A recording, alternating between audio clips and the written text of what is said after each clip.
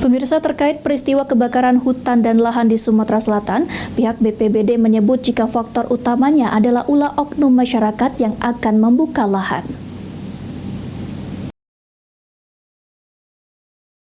Kebakaran hutan dan lahan di Sumatera Selatan terus menjadi perhatian lantaran terpantau mengalami perluasan. Bahkan sebelumnya, pihak BPBD Sumatera Selatan mencatat hingga pertengahan Agustus 2023 setidaknya 1.000 hektar lahan mengalami kebakaran. Terkait hal tersebut, Kepala Pelaksana BPBD Sumatera Selatan, Iriansyah, menyampaikan beberapa daerah rawan karhutla seperti Oki, Ogan Ilir, Muba, dan Banyuasin terus menjadi perhatian Satgas Penanganan Karhutla.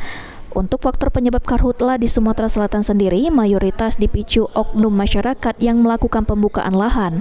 Mengantisipasi hal tersebut, sanksi akan diberikan jika ada yang kedapatan.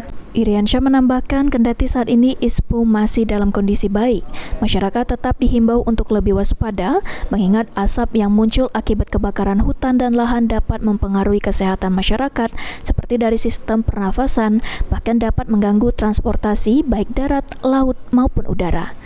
Kalau kita lihat penyebab kebakaran hutan lahan tidak ada ulah manusia, ya. Kebakaran hutan lahan ini sebabnya manusia yang membuka lahan dengan sengaja membuka lahan, membersihkan lahan dengan cara membakar. Nah, inilah kita harus hati-hati ketika musim kemarau kering.